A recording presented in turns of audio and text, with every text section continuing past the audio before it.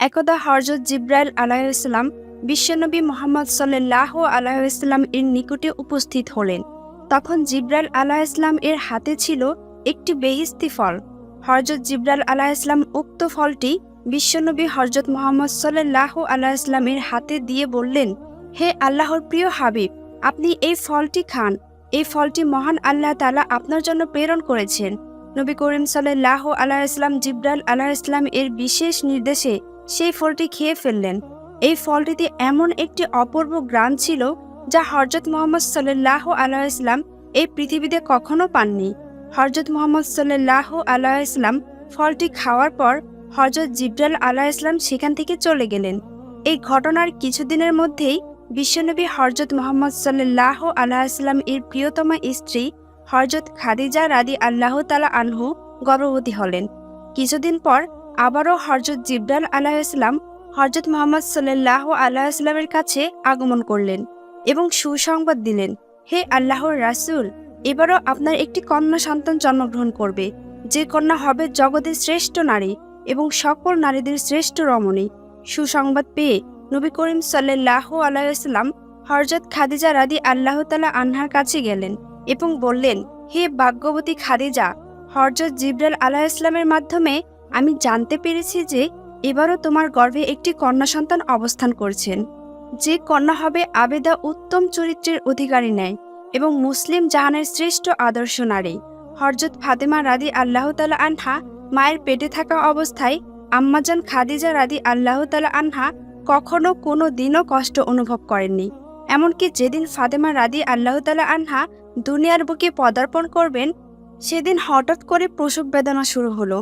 এই সময় হযরত খাদিজা রাদিয়াল্লাহু তাআলা আনহা ঘরে সাহায্য করার মতো কোনো স্ত্রীলোক ছিল না।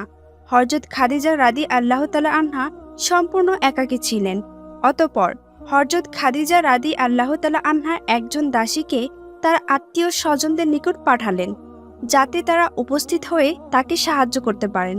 দাসী যখন তাদের কাছে গিয়ে বলল, তখন আত্মীয় স্বজন আসন্ন বিপদের কথা জেনেও কোনো সহযোগিতার হাত প্রসারিত করলেন না। এর একমাত্র কারণ ছিল আম্মাজান খাদিজা রাদিয়াল্লাহু তাআলা আনহা ইসলাম ধর্ম গ্রহণ করেছিলেন, যার কারণে প্রসব বেদনার বিপদের সময়ও তাকে সাহায্য করার জন্য কেউ এগিয়ে আসেননি।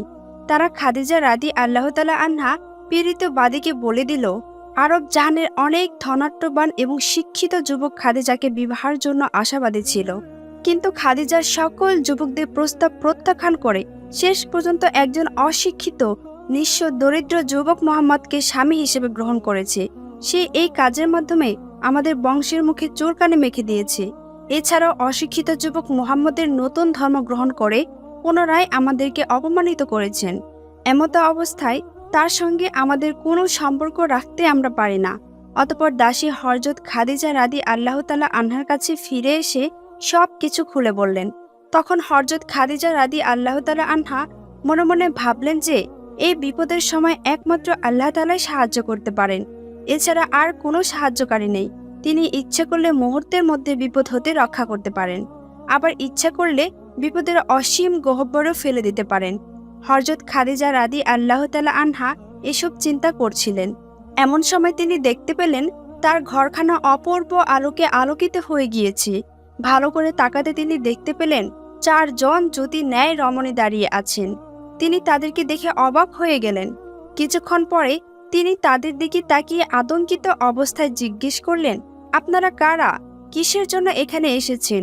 তখন তাদের মধ্যে একজন অভয় দিয়ে বললেন, মা, আপনার কোনো ভয় নেই।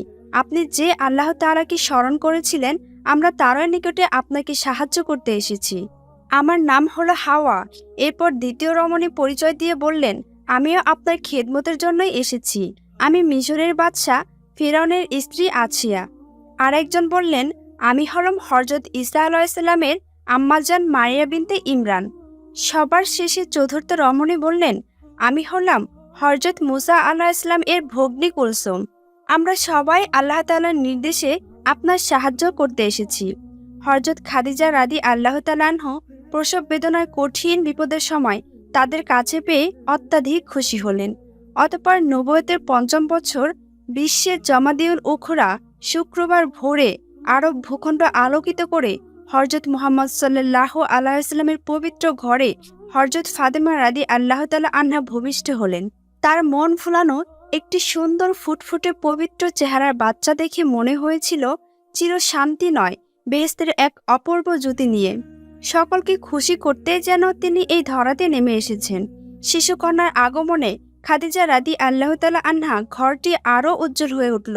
আল্লাহর প্রেরিত স্বর্গীয় রমণীদের পরিচর্যায় এবং তাদের হাতের উপরে যে পণ্যগতি শিশু পৃথিবীতে আগমন করেছেন তার তুলনা দুনিয়ার আর কি হতে পারে। কন্যা জন্মের সংবাদ পেয়ে হুজুর সাল্লাল্লাহু আলাইহি ওয়াসাল্লাম খুশি হলেন। পরম সুন্দরী কন্যার নাম রাখলেন ফাতেমা। ফাতেমা রাদিয়াল্লাহু তাআলা আনহা। আরও কয়েকটি গুণবাচক নাম ছিল, যার মধ্যে একটি ছিলেন জোহরা। জোহরা অর্থ ফুলের কলি। বাস্তবিকভাবে তিনি একটি সুন্দর ফুলের কলির মতো রূপবতী ছিলেন।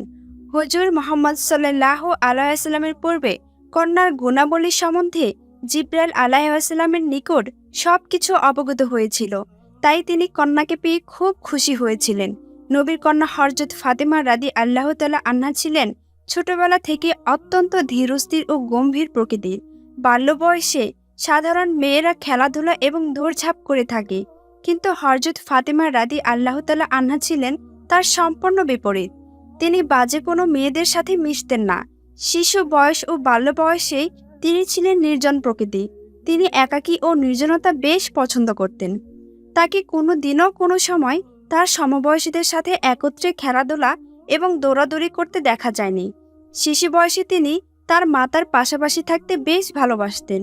একবার হযরত খাদিজা রাদিয়াল্লাহু তাআলা আনহা যখন হযরত ফাতেমা